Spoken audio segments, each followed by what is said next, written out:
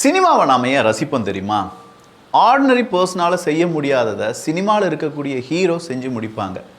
அப்படிப்பட்ட சினிமாவிலிருந்து வந்தவர் தான் இப்போ இருக்கக்கூடிய முதல்வர் விஜய் அண்ணா. ஆனால் அவருடைய வாழ்க்கை அப்படியே கொஞ்சம் டிஃப்ரெண்ட்டாக இருக்குது. சினிமாவில் அவர் செய்த ரோல்ஸ்லாம் இருக்குது பார்த்தீங்களா, அதை விட ஹைப்பாக, அதை விட ரொம்ப பெரிய அளவில் எலிவேஷன்லாம் கொடுத்து மனுஷனுக்கான ஒவ்வொரு ஃப்ரேமும் செட் ஆகுது அப்படின்னு சொல்லலாம். சமீபத்தில் நான் பார்த்த நிறைய ஃப்ரேம்ஸ் இருக்குது. இது புகழாரமா இல்லை நமக்கு பிடிச்ச ஒரு மனுஷனை இப்படி பார்க்குறது நல்லா இருக்குது அப்படிங்கிறதுலாம் தெரியலை. பட் இதை சொல்லியே ஆகணும். சில போசஸ் அப்படிங்கிறது, நேற்று அந்த ஒரு டாக் வந்து அவர் முன்னாடி அப்படியே கீழே குனிஞ்சு அவருக்கு சல்யூட் வைக்கும்போது அவர் திருப்பி சல்யூட் வச்ச அந்த ஒரு ஸ்டைலாக இருக்கட்டும், அதில் வந்து ஒரு க்யூட்னஸாக இருக்கட்டும், இல்லையா அடுத்ததாக அவர் கிளம்பி போகும்போது அப்படியே ஒரு திரும்பி அங்கே இருக்கக்கூடிய காவல்துறை அதிகாரிகளுக்கு ஒரு சல்யூட் கொடுக்கும்போது திரும்ப அவங்க ஒரு சல்யூட் கொடுத்தாங்க பாருங்க. மாஸ். கண்டிப்பாக இதை சினிமாவில் பார்க்க முடியுமான்னு தெரியல. பட் ரியல் லைஃப்பில் அவர் பார்த்து உணர்ந்து அதை அனுபவித்து கொண்டிருக்கிறார் அப்படின்னு சொல்லலாம். ஒருவேளை அதுக்காகவே அவர் மேனிஃபெஸ்ட் பண்ணார் அப்படின்னு தெரியல. பட் சீரியஸாக சொல்கிறேங்க, பிளாஸ்ட். இது மட்டும் பிளாஸ்ட் கிடையாது ஐயா. ராசாக்களா என்னடா புகழ்ந்துட்டு இருக்கு அப்படின்னு கேட்டால், அரசியல் பேச வந்திருக்கேன் ஐயா. இங்கே அரசியலும் கொஞ்சம் வரப்போகுதியா. இது தமிழ் பொக்கிஷம் வழங்கும் ஆழமான அரசியல் சதுரங்கம்.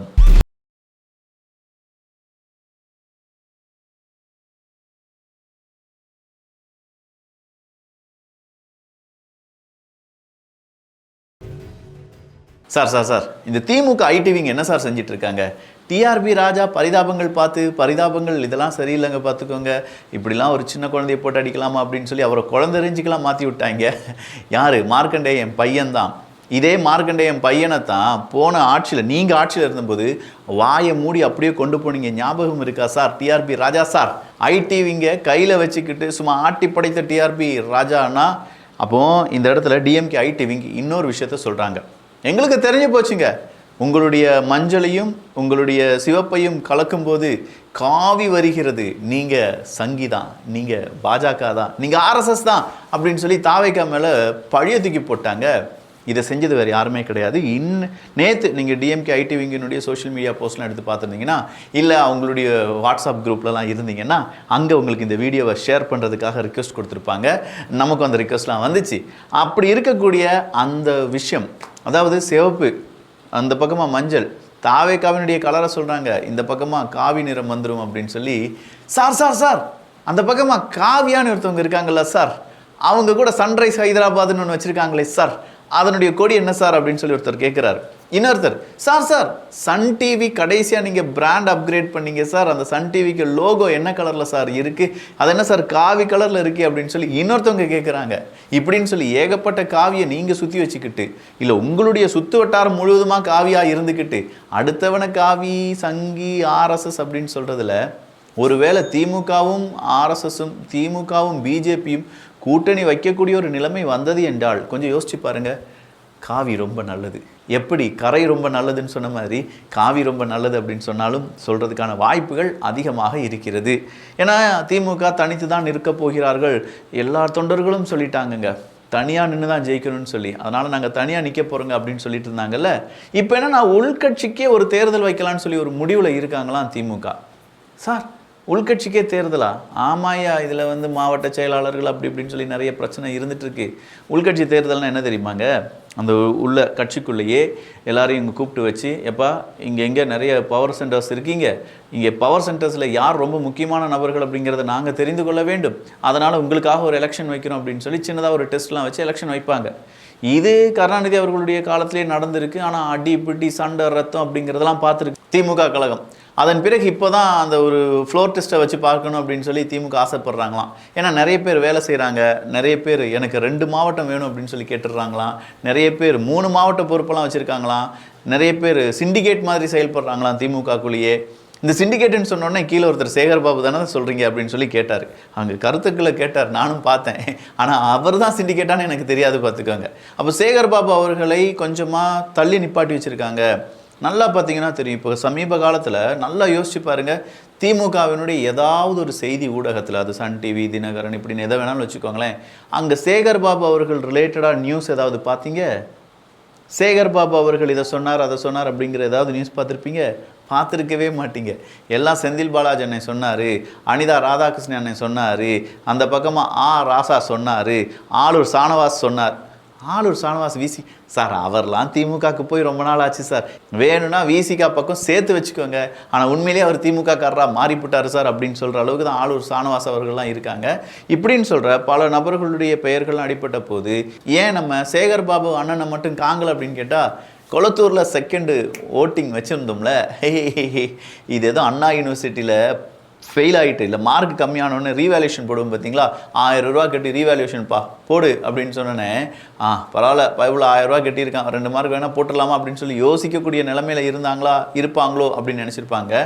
பட் தேர்தல் கமிஷன் என்ன தெரியுமா சொல்லிட்டாங்க, எல்லாமே பக்காவாக ஒர்க் ஆகுது சார், இங்கே பாருங்கள் நாங்கள் எல்லாமே ரெடி பண்ணி எல்லாமே உங்களுக்கு காண்பிச்சிட்டோம், இங்கே எந்த எரரும் இல்லை அப்படின்னு சொல்லிட்டாங்க.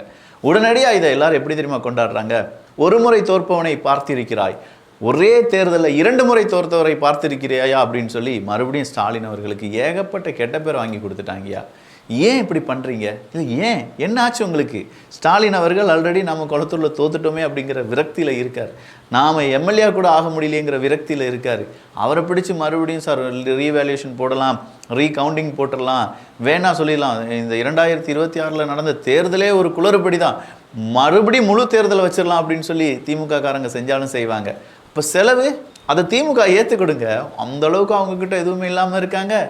ஸோ செலவுகள்லாம் ஏற்று மறுபடியும் ஒருவேளை ரீஎலெக்ஷன், சினிமாவில் கூட இதெல்லாம் நடக்குமான்னு தெரியல, இங்கே நடந்துச்சுன்னு வச்சுக்கோங்களேன், இதை நான் அப்படிலாம் சொல்லலைங்க, நம்ம அனிதா ராதாகிருஷ்ணனை சொல்லிக்கிட்டே இருக்காரு பாருங்க, 4 மாதத்தில் வந்துடுவாருங்க, 5 மாதத்தில் வந்துடுவாருங்க, 6 மாதத்தில் முக ஸ்டாலின் தாங்க நம்முடைய முதலமைச்சர், நீங்கள் என்ன இப்படி பேசிகிட்டு இருக்கீங்க அப்படின்னு கேட்டுட்ருக்காருல, எப்படி சாத்தியம்? எய்தர் ரீஎலெக்ஷன் வரணும், அப்படி இல்லைனா தாவேகாவினுடைய எம்எல்ஏக்கள் கூண்டோடி அங்கிட்டு போகணும், அப்படி இல்லைனா விஜய் அவர்களே இல்லைப்பா நான் இது முடியலை எனக்கு அரசியல் வேணாம் அப்படின்னு சொல்லி ஒதுங்கணும். மனுஷனை பார்த்தா அப்படி ஒதுங்குற மாதிரிலாம் தெரியலை, இன்னும் வச்சு செய்ய போகிறார் மட்டும் நல்லாவே தெரியுது. இல்லை இன்னைக்கு நீதிமன்றம் கூட பாராட்டு தெரிவிச்சிருந்தாங்களாமே, பாராட்டா? எப்போதுமே தமிழ்நாட்டு அரசாங்கத்தை பற்றி நீதிமன்றத்தினுடைய சொல் பேச்சை கேட்க மாட்டீங்களா அப்படின்னு சொல்லி குட்டு தானே வாங்குவாங்க. அது போன ஆட்சியில், இந்த ஆட்சியில் பாராட்டலாம் சொல்லியிருக்காங்களா? ஆமாம் சார், லஞ்சம் ஊழல் இல்லாத ஒரு தமிழ்நாடு அரசாங்கத்தை எங்களால் பார்க்க முடியுது, லஞ்சத்தை ஒழிப்பதில் முதன்மையாக ஒரு நிறைய மெனக்கேடு அப்படிங்கிறத இந்த அரசாங்கம் செய்வதை எங்களால் பார்க்க முடிகிறது, இது அப்படியே தொடர வேண்டும் அப்படின்னு சொல்லி இன்றைக்கி நம்முடைய நீதிபதிகள்லாம் சொல்லியிருக்கக்கூடிய அந்த செய்தியை பார்க்கும்போது, ஆஹா தேன் பாயுது காதினிலே அப்படிங்கிற அந்த அந்த அந்த டியூனுக்கெலாம் இது கரெக்டாக இருக்குங்க. என்ன விஷயம் அப்படின்னு கேட்கும்போது தான், டேய் உன்ட்ட எவனாவது லஞ்சம் கேட்டானா தைரியமாக சொல்லு, கொடுக்க முடியாதுன்னு சொல்லு அப்படின்னு சொன்னாங்க பார்த்தீங்களா. ஒரு முதல்வராக இருந்து சொன்னது அப்படிங்கிறது வேறு லெவல், அல்டிமேட். இன்றைக்கி ஒரு வீடியோ பார்த்தேன், அந்த வீடியோவில் ஏண்டா நீ தான் 5000 என்கிட்ட லஞ்சம் கேட்ட, வா போலீஸில் கம்ப்ளைண்ட் கொடுக்க, 5000 ரூபா லஞ்சம் கேட்டில அப்படின்னு சொல்லி ஒருத்தர் உட்காந்து பேசுகிறார். இல்லை சார் நீங்கள் பிரச்சனையே பண்ணலை சார், நீங்கள் போங்க சார் அப்படின்னு சொல்லி அவர் கெஞ்சிறார், அரசு அதிகாரி கெஞ்சிறாரு. ஒரு யூசர் எண்ட் யூசர் நம்மளே மாதிரி சாதாரண மனிதன் அங்கே உட்காந்து 5000 ரூபா ஏன் லஞ்சம் கேட்ட அப்படின்னு சொல்லி அங்கே வச்சு கேட்குறார். அந்த தைரியம் அதுதான் ரொம்ப முக்கியம். மனிதர்கள் இங்கே வாழ்வாதாரத்தை பறிப்பதே அந்த பயம்தான். அவனுக்கு பயங்காட்டி வச்சிருப்பானுங்க, அரசாங்கம் இதை செய்ய வேண்டும், அரசியல்வாதிகள் இதை செய்வார்கள், அரசியல்வாதியை எதிர்த்து கேள்வி கேட்டால் அவ்வளோதான் முடிஞ்சிருச்சு அப்படின்னு சொல்லுவாங்க. நாங்கள்லாம் ஃபீனிக்ஸ் பறவை மாதிரி 5 வருஷத்துக்கு முன்னாடியே இவனுங்கெல்லாம் எடுத்து பேசுனதுனால அடி வாங்கி வாங்கி என்னெல்லாம் அவனுங்களால் செய்ய முடியும் எல்லாம் செஞ்சு பார்த்த பிறகும் நம்மளை அசைக்க முடியாத நிலைமையில் நீங்கள் வச்சுருக்கீங்கன்னா டிபி ட்ரூப்ஸ் அந்த நம்பிக்கையை இன்றைக்கும் காப்பாற்றிட்டு இருக்கேன்னா காரணம் நாமெல்லாம் ஒரே வேவ் லென்த்தில் இருக்கோம். இங்கே ஒரு மாற்றம் வந்து விடாதா, அந்த மாற்றத்தில் நாமும் பங்கெடுத்துட முடியாதா, நம்மளாலையும் ஏதாவது செஞ்சிட முடியாதா அப்படிங்கிற ஏக்கம் ஒவ்வொரு இளைஞனுக்கும் இருந்துச்சு. அதை திமுக சரியாக ஃபயராக எடுத்துக்கல, இல்லை ஒமிட் பண்ணிட்டாங்க. நமக்கெல்லாம் பெரிய ஆதரவு இருக்குது, நம்மளாம் காசை வச்சு எல்லாம் சம்பாதிச்சலாம் நினச்சிட்டாங்க. இன்றைக்கி செந்தில் பாலாஜி அவர்களுடைய நிலைமையை கொஞ்சம் யோசிச்சு பாருங்கள். ஒரு இடத்துல அவர் பெயில் வாங்குறாரா, இல்லை அவர் விடுப்பு கேட்குறாரா?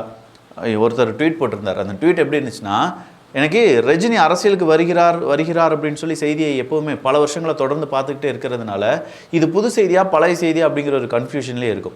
நம்ம ஸ்டைலில் சொல்லப்போனால் ஈரான் அமெரிக்காவினுடைய யுத்தம்னு வச்சுக்கோங்களேன், ஈரான் அமெரிக்காவை அடித்து விட்டது, அமெரிக்கா ஈரானை அடித்து விட்டது அப்படின்னு சொல்லி டைட்டில் போட்டுகிட்டே இருக்குன்னு வச்சுக்கோங்க. ஏன்னா போன வருஷமும் நடந்துச்சு இந்த வருஷமும் நடந்துச்சுன்னு சொல்கிற மாதிரி தானே இருக்கும்.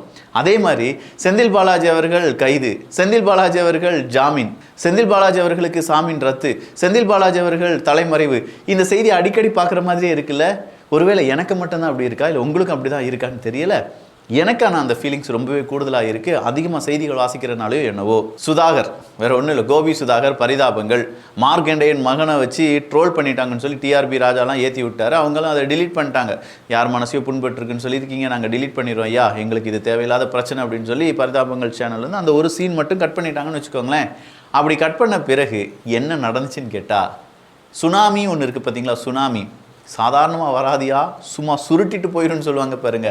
அந்த மாதிரி சுதாகர் இல்லாட்டி கோபி சுதாகர் பரிதாபங்கள்லேருந்து நீக்கப்பட்ட அந்த ஒரு சீன் இருக்குல்ல, வைரல். அவன் இன்னைக்கு எல்லாரும் ஸ்டேட்டஸில் வச்சு இதையா ரத்து பண்ணாங்க, இதையா டிலீட் பண்ணாங்க, இதுக்கு எதிராக திமுக எக்கோ சிஸ்டம் கத்திச்சு, இதுக்கு எதிராக ஐடிவிங்க அவனுங்களை மிரட்டினாங்க அப்படின்னு சொல்லி ஏகப்பட்ட இடத்துல ஆதரவு அப்படிங்கிறது பெருகி போச்சு. தேவையா? பார்க்காம இருந்தவங்க கூட இன்றைக்கி எல்லாரும் பார்த்துருப்பாங்க. எங்கள் வீட்டிலலாம் பரிதாபங்கள் அதிகமாக பார்க்க மாட்டாங்க. அவங்க கூட கூப்பிட்டு கேட்டு, ஏன் என்னப்பா ஏதோ பரிதாபங்கள் ஏதோ மிரட்டிட்டாங்களாமே, டிலீட் பண்ணிட்டாங்களாமே அப்படின்னு சொல்லி கேட்டும்போது நானும் அந்த வீடியோ எடுத்து காமிச்சேன். இதுதான் நடந்துச்சு. இதுதான் நடந்துச்சா, அந்த பையன் இப்படி தான் பேசினா, அவர் பேசினாங்க, மிமிக் பண்ணாங்க, இதில் என்னடா தப்புன்னு கேட்டால் அதை அவங்களால அக்செப்ட் பண்ண முடியாதுங்க. திமுக காரணங்களால் அக்செப்டே பண்ண முடியாது. அடுத்தவனை என்ன வேணாலும் அப்யூஸாக பேசுவாங்க, அடுத்த தலைவரை எவ்வளோ வேணாலும் கீழ்த்தனமாக பேசுவாங்க, அடுத்தவனை சாதி வெறின்னு சொல்லுவானுங்க, மத வெறின்னு சொல்லுவானுங்க. உண்மையிலேயே சாதியை வளர்க்கக்கூடிய, மதத்தை வளர்க்கக்கூடிய, உண்மையிலேயே மக்கள் மத்தியில் பிளவுகளை ஏற்படுத்தக்கூடிய நபர்கள் திமுகவில் இருந்தாங்கன்னா அதை அக்செப்டே பண்ண மாட்டாங்க. கடைசி வரை அக்செப்டே பண்ணாதது தான் திமுகவினுடைய அழிவுக்கு காரணமாக இருக்கும் அப்படின்னு சொல்லி பல பேர் சொன்னாங்க. இன்னைக்கு அது நடந்து கொண்டிருக்கிறது. மக்கள் பணத்தை கொள்ளையடிச்சவன் நல்லா இருந்தால் சரித்திரமே கிடையாதுன்னு சொல்லுவாங்க. அதுக்கு சிடிஆர் நிர்மல்குமார் அவர்கள் இன்னைக்கு ஒரு எக்ஸாம்பிள் மட்டும் சொல்லியிருக்கார். செந்தில் பாலாஜி அவர்கள் A1 குற்றவாளியாக அறிவிக்கப்பட்டதற்கான காரணம் என்னப்பா அதைத்தான் நாங்களும் கேட்டுட்ருக்கோம். சாரா மொத்தமாக தமிழ்நாட்டில் 5000 பார் இருக்கான் சார், 5400 பார். இந்த 5400 பாருக்கான டெண்டர் செட்டப்லேருந்து அதுக்கான வருமானம், அது யார் அங்கே எடுக்கணும், யார் எடுக்கக்கூடாது, எல்லாத்தையுமே தீர்மானித்தது அவர் தானா. டெய்லி 200 கோடி ரூபா. எவ்வளவு? 200 கோடி. கையெல்லாம் நடுங்குது 200 கோடின்னு சொல்லும்போது. ஐயா 200 கோடி ரூபா, 200 கோடி ரூபாயை சம்பாதிச்சு வச்சுருந்துருக்காருயா அப்படின்னு சொல்லி சிடிஆர் நிர்மல்குமார் அவர்கள் சொல்கிறாங்க. ஆயிரக்கணக்கான கோடி ரூபாயை கொள்ளையடித்து ஒரு வேளை செந்தில் பாலாஜி அவர்கள் சிக்கினார்கள் என்றால், ஒரு குடும்பம் சிக்கும், ஒரு குடும்பம் சிக்கினார்கள் என்றால் தமிழ்நாடு பிழைத்து விடும் அப்படின்னு சொல்கிறாங்க. எந்த குடும்பம் அப்படிங்கிறத நீங்கள் தான் கெஸ் பண்ண போகிறீங்க, நான் கிடையாது. மாட்டி விட்டுறாதீங்க ஐயா ராசாக்களா. இன்னும் கொஞ்ச நாட்கள் இந்த சேனலை வச்சு ஓட்டிக்கிறேன். கடைசியாக கிறிஸ்தவ மிஷினரி தான் தமிழ்நாட்டுக்கு, இந்தியாவுக்கு சாப்பாடு இல்லை படிப்பு சொல்லிக் கொடுத்தாங்கன்னு சொல்லி வன்னியரசு அவர்கள் சொன்னது கடும் கண்டனத்துக்குரியது அப்படின்னு சொல்லி பல பேர் இன்னைக்கு அவங்களுடைய கருத்துக்களை பதிவு பண்ணி வராங்க. ஐயா, கிறிஸ்தவ மிஷினரிக்கு முன்னாடி நம்ம படிக்கவே இல்லை, வேறு யாருமே படிக்கலை, அவங்க வந்து தான் நமக்கு எல்லாம் சொல்லிக் கொடுத்தாங்க. இப்படித்தானே? நல்லா இருக்குது ராசாக்களா. இல்லை அமைச்சராக இருக்கீங்க, மதமாற்றம், மதம் அதுக்கெல்லாம் அப்பாற்பட்டு நீங்கள்லாம் செயல்படணும் அப்படின்னு சொல்லி நாங்கள் நினைக்கிறோம், நம்புகிறோம். அந்த நம்பிக்கையில் மட்டும் நீங்கள் விஷத்தை கலந்துடாதீங்க. ஒரு துளி விஷமாக இருந்தாலுமே அது வீரியமாக எல்லாரையும் பாதிக்கும், திருப்பியும் அடிக்கும். பார்த்துக்கணும். நல்லதை பகிர்ந்து நல்ல சமுதாயத்தை உருவாக்குவோம். நன்றி, வணக்கம்.